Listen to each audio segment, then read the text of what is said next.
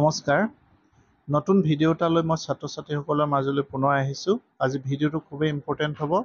আজি ভিডিওটো first সেমৰ ষ্টুডেন্টৰ BSc BA অৰ আৰু বিকম ষ্টুডেন্টৰ ৰেজিষ্ট্ৰেচনৰ কথা আছে আৰু 25-26 সেশনত এডমিশন লৈছিলে আৰু সেই হেতুকে তেওঁলোকৰ এতিয়া ৰেজিষ্ট্ৰেচন হ'ব আৰু ৰেজিষ্ট্ৰেচনৰ কাৰণে যিখন নটিফিকেশন আহিছে সেইখন মোৰ হাতত পৰিছে আৰু ৰেজিষ্ট্ৰেচনৰ লগে লগে তেওঁলোকৰ ফাৰ্ষ্ট সেম থাৰ্ড সেম আৰু fifth same art science commerce সকলোৰে পৰীক্ষা ইতিমধ্যে আহিছে পৰীক্ষাৰ কাৰণেও শিডিউল অলৰেডি পাব্লিছ হৈছে গতিকে তেওঁলোকৰ ফৰ্ম ফিলআপ হ'ব ফৰ্ম ফিলআপ কেনেকৈ কৰিব লাগিব ছাত্ৰ-ছাত্ৰীসকলে কি ষ্টেপ কৰিব লাগিব আৰু কলেজবিলাকে কি ষ্টেপ কৰিব লাগিব এই গোটেই ডিটেইলছৰ নটিফিকেশন আহিছে আৰু সেই নটিফিকেশনখন মই আপোনালোকক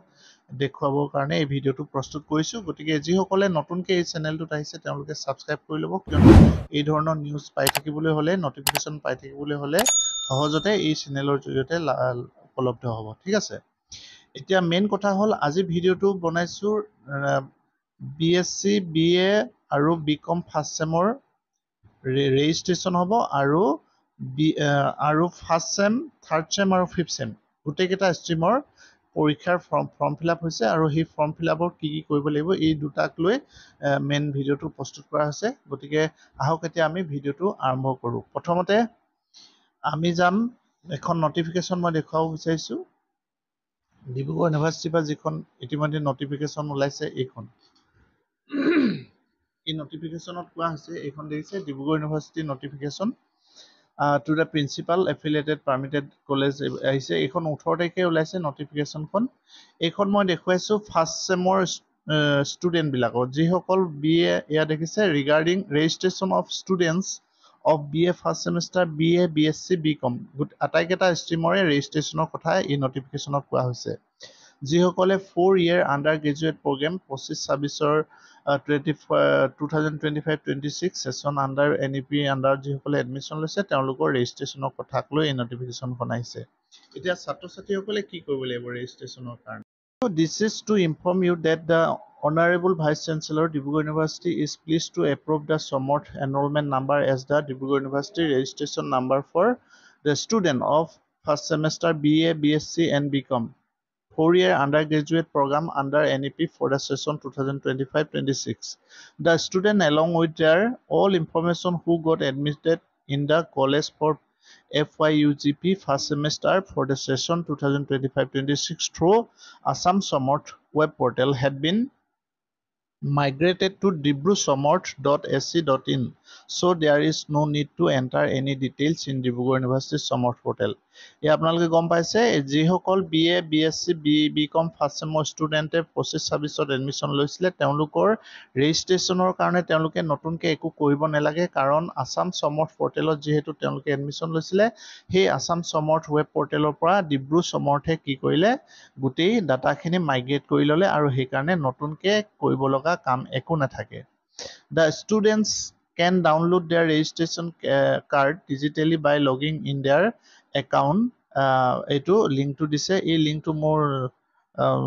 চেনেলৰ ডেসক্ৰিপচনৰ তলতো দিয়া থাকিব after the payment of the registration fees এয়া দেখিছে ছাত্ৰ-ছাত্ৰীসকলে অকল কি কৰিব লাগিব ৰেজিষ্ট্ৰেচন কাৰ্ডখন digitally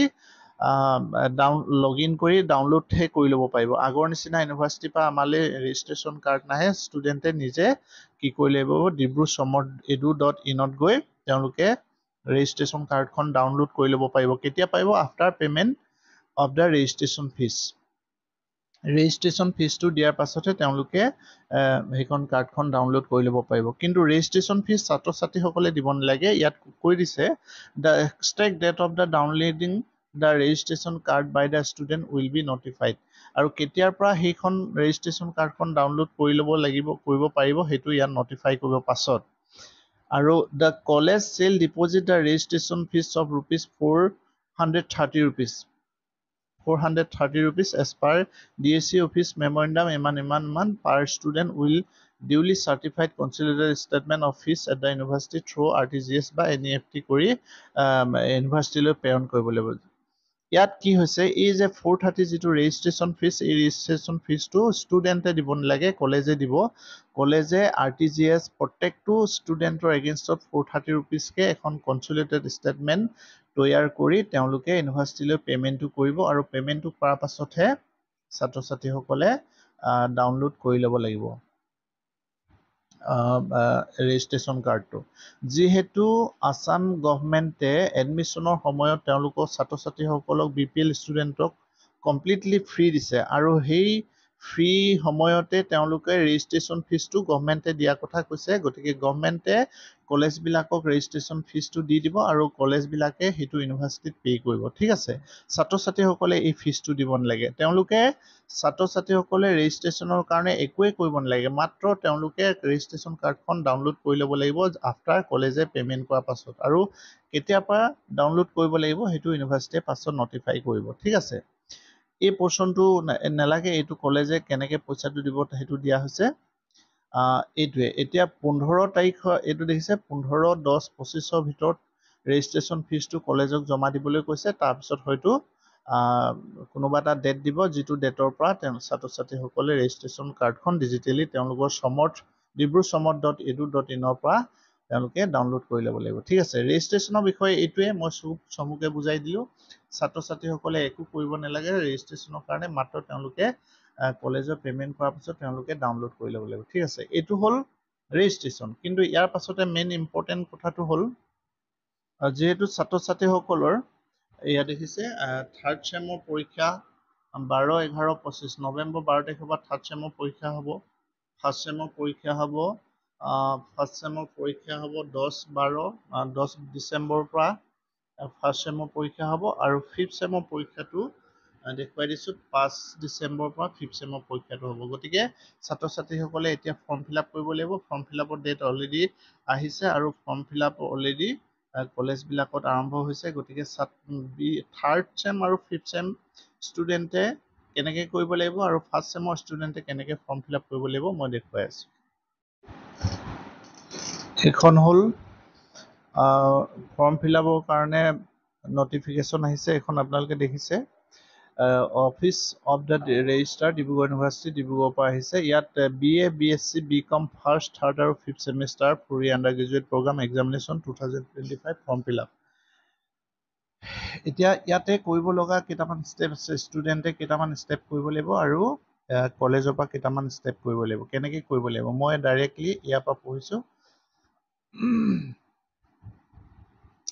step to be followed by the students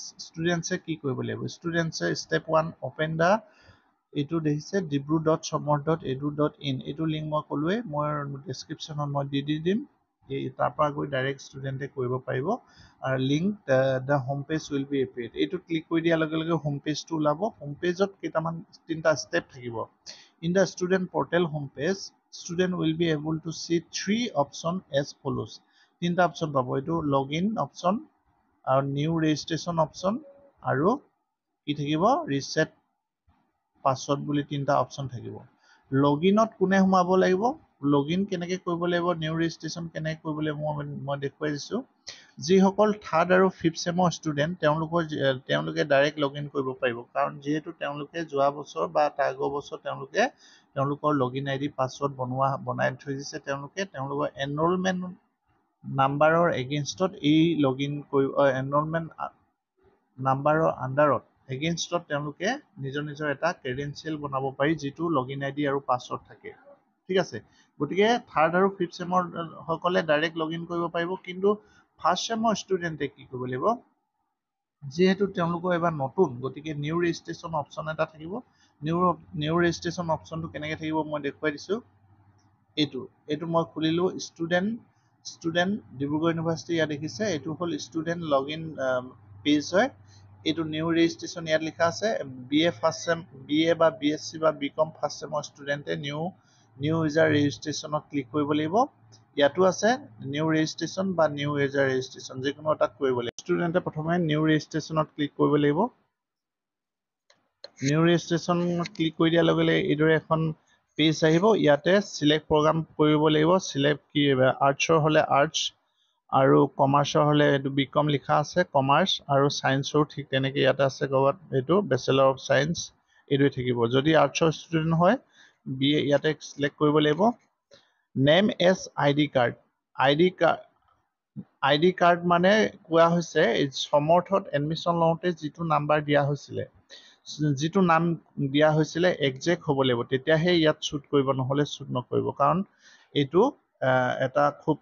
important বস্তু হয়, কাৰণ ইয়াত অলৰেডি তেওঁলোকৰ নামবিলাক সোমাই আছে, গতিকে সোমাই থকা নামবিলাকহে ইয়াত ৰেজিষ্ট্ৰেশ্যন কৰিব পৰা যাব। ঠিক আছে। মোড অফ ৰেজিষ্ট্ৰেশ্যন ইয়াতে ক্লিক কৰি দিলে ইয়াত দুটা অপশ্যন থাকিব। এনৰলমেণ্ট নাম্বাৰ দি কৰিব লাগিব, কাৰণ ছাত্ৰ ছাত্ৰীসকলৰ BA ফাৰ্ষ্ট চেম বা BSc ফাৰ্ষ্ট চেম বা BCom ফাৰ্ষ্ট চেমৰ চব ষ্টুডেণ্টৰে এনৰলমেণ্ট নাম্বাৰ অলৰেডি আহি গ'ল। কাৰোবাৰ যদি এনৰলমেণ্ট নাম্বাৰ পোৱা নাই, তেওঁলোকে কলেজৰ লগত যোগাযোগ কৰিলে কলেজে সেইটো প্ৰভাইড কৰি দিব। ঠিক আছে। এতিয়া আমি এই দুটা অপশ্যন দিছে, ৰেজিষ্ট্ৰেশ্যন নাম্বাৰটো আমাৰ এতিয়ালৈকে হোৱা নাই, গতিকে আমি এনৰলমেণ্ট নাম্বাৰ দি কৰিব লাগিব। সকলোৱে কৰিব লাগিব, এনৰলমেণ্ট নাম্বাৰ দিহে কৰিব লাগিব। BA ফাৰ্ষ্ট চেম হওক বা BSc ফাৰ্ষ্ট চেম হওক বা BCom ফাৰ্ষ্ট চেম হওক, চবেই এনৰলমেণ্ট নাম্বাৰ দিয়ে কৰিব লাগিব। ঠিক আছে। এইটো মই এনৰলমেণ্ট নাম্বাৰ চিলেক্ট কৰিলোঁ, আৰু এনৰলমেণ্ট নাম্বাৰটো মই ইয়াতে কি কৰি দিলোঁ, পেষ্ট কৰি দিলোঁ। মই কপি কৰি আনিছোঁ, ইয়াত কপি কৰি পেষ্ট কৰি দিলোঁ, আৰু এইটো কেপছটো এইদৰে টাইপ কৰি দিব লাগিব। কেপছটো টাইপ কৰি দিয়াৰ পিছত ছাবমিট অপশ্যনটো আছে, ছাবমিট কৰি দিয়াৰ লগে লগে মেইললৈ এটা OTP যাব। ঠিক আছে। এইটো ছাবমিট কৰাৰ পিছতে OTPটো মেইলত যাব। মেইলৰ পৰা কপি কৰি আনি ইয়াত পেষ্ট কৰি নতুন এটা ID বনাই লোৱাৰ পাছত ছাত্ৰ ছাত্ৰীসকলে কি কৰিব লাগিব, লগ ইন কৰিব পাৰিব তেতিয়া। ঠিক আছে। এইটোৱে আছিল আজি চমু ভিডিঅ'টো। ছাত্ৰ ছাত্ৰীসকলে পাৰিব, যিহেতু আজিকালি সকলোৰে হাতত মোবাইল থাকে, মোবাইলতে তেওঁলোকে কৰিব। গতিকে ভিডিঅ'টো চাই কেনে পালে নিশ্চয় জনাব, আৰু এটা লাইক কৰি দিব, শ্বেয়াৰ কৰি দিব, যাতে সকলোৱে ভিডিঅ'টো পায়। ধন্যবাদ।